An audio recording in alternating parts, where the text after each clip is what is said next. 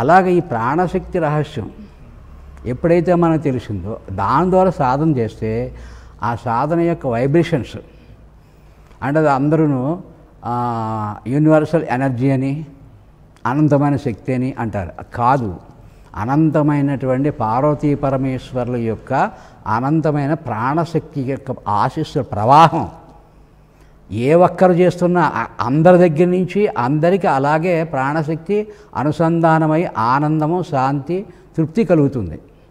ఆ ప్రాణశక్తితో అనుసంధానం చేస్తే, మామూలుగా మాట్లాడితే మాత్రం వినగానే ఎప్పుడు వదిలేస్తాడా అనిపిస్తుంది.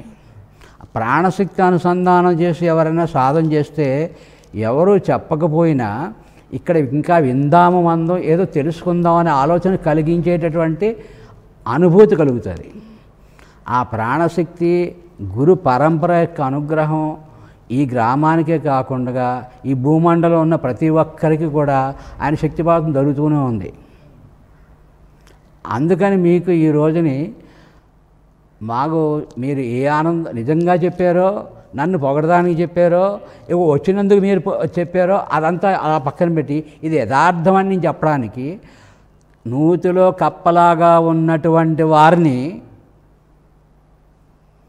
సముద్రంలోకి పంపడానికి శ్రీ సన్నిధి అనే ఈ ఛానల్ ద్వారా ప్రకటన అవడానికి ఈ ఆనందం మీకు అమ్మవారు కలిగించారని నేను భావిస్తున్నాను.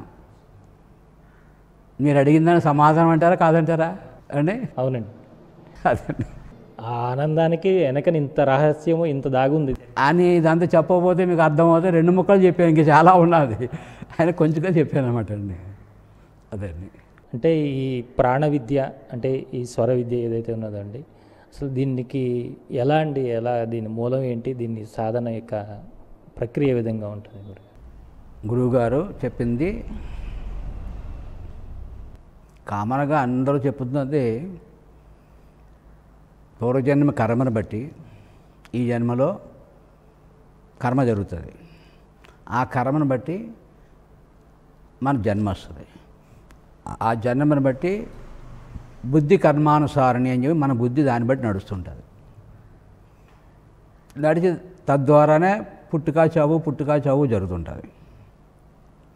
ఈ పుట్టుక చావు జరుగుతున్నందుకు మోక్షం పొందాలి అంటుంటారు అందరూ. జన్మరాహిత్యం చేయాలి అంటుంటారు.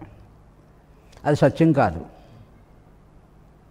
ఏం చేత నీవెవరో నీ మూలం తెలియట్లేదు కాబట్టి. ఈ జన్మరాహిత్యం కావాలనుకునేవారు, నా కర్మ అనుకునేవారు, పుట్టుక చావు అనుకునేవాళ్ళు అసలు విషయం తెలియక పళ్ళు కాయలు వస్తాయి కదా అని బయటని ఎదుగుతూ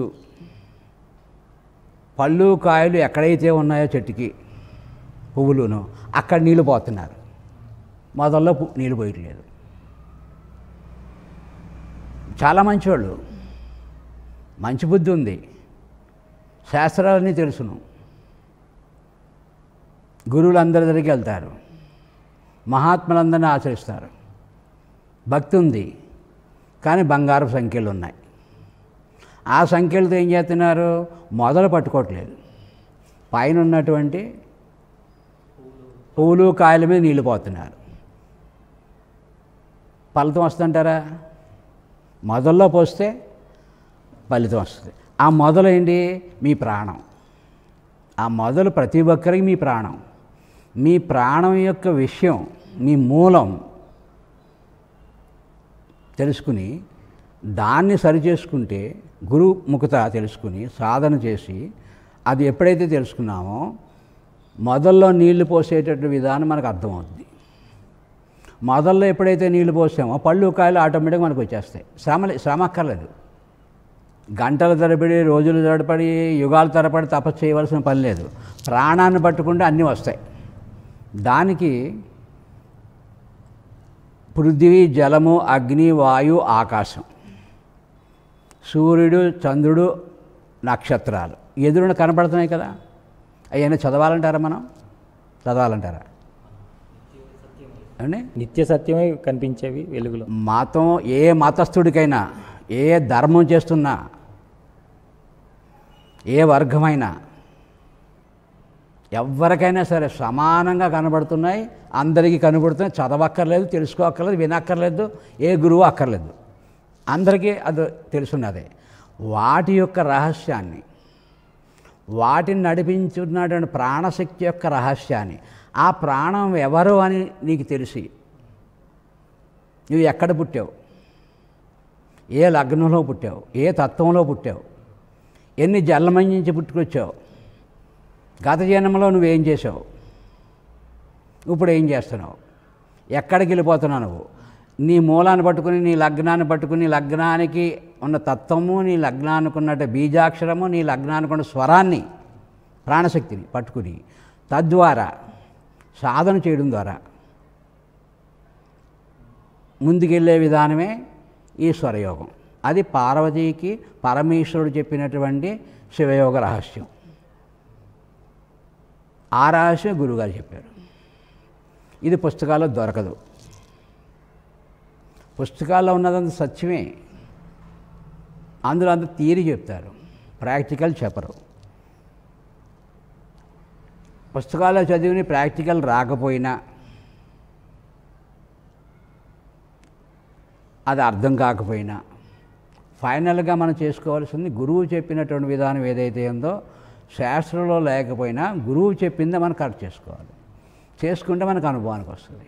అది ఆయన ఏం చెప్పారంటే, స్వరయోగం ద్వారా ఏ రోజు స్వరం ఎలా నడవాలి, ఏ పక్షము స్వరం ఎలా నడవాలి, ఏ నెల అంటే సూర్యుడు ప్రతి రాశిలో ప్రవేశించేటటువంటి సంక్రాంతి, సూర్య సంక్రాంతి, 12 సంక్రాంతులు జరుగుతాయి మనకి.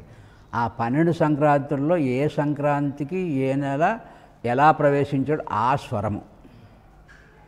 సంవత్సరాది వచ్చిన తర్వాత సంవత్సరాది స్వరం అంటే సంవత్సరాది స్వరంలోని మనం సాధన చేసినట్లయితే ప్రాణశక్తిని సంవత్సరం వరకు కూడా మనకి ఫలితాలు శుభంగా ఉంటాయని, నెలలో వచ్చేది సంక్రాంతికి నెలలు శుభంగా ఉంటుందని, పక్షంలో వచ్చేది 15 రోజులకు వస్తుందని, ప్రతిరోజు వచ్చేది ఒక రోజుకని, ఇలాగ డివైడ్ చేసి ప్రతిరోజులో మళ్ళీ లగ్నాలు 12,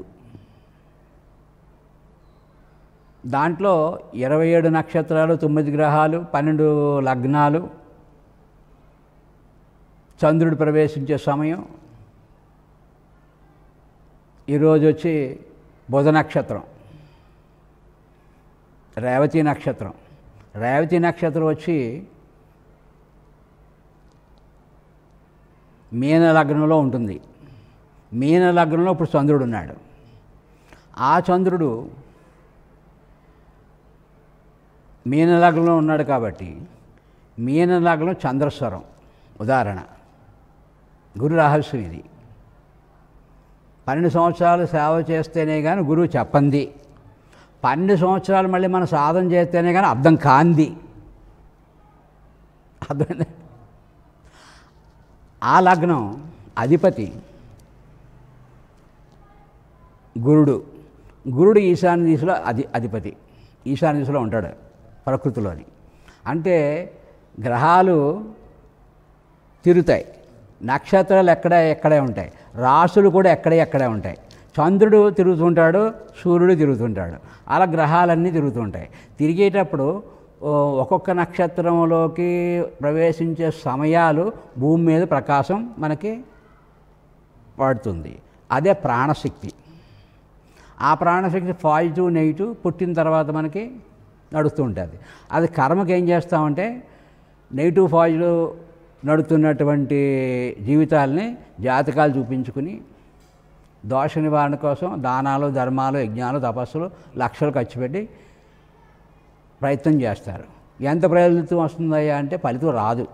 ఎందుకు రాదు అంటే అంత ఇదంతా ఉత్తిదే అంటే ఉత్తిదే. ఇంకేదంటే కష్టం. ఏం చేత కష్టం? అక్కడ నీకు మనసు రిలాక్స్ అవుతుంది. నేను యజ్ఞం చేయించుకున్నా 1,00,000 రూపాయలు ఖర్చు పెట్టాను, భగవంతుడు అనుగ్రహిస్తాడనే పాజిటివ్ థింకింగ్ వస్తుంది. ఆ థింకింగ్ నీకు ఫలితం వస్తుంది. కానీ నీకు 19 సంవత్సరాలు శని నడుస్తుంది కదా, 19 సంవత్సరాలు అక్కడ ఉన్నటువంటి నడక మానెత్తదా? మానదు. అర్థమైందండి. ఆ 19 సంవత్సరాలు శని ఏం చేస్తుంది, నీ ప్రాణాన్ని నెగిటివ్గా నడుపుతుంది. నీ ప్రాణాన్ని నడుపుతున్న మూలాన్ని శాంతి చేసినప్పుడుగా కూడా నీ ప్రాణం నెగిటివ్ అవ్వలేదు కాబట్టి అది శాంతి రాదు. అది శాంతికి రావాలి అంటే గురువు చెప్పాలి.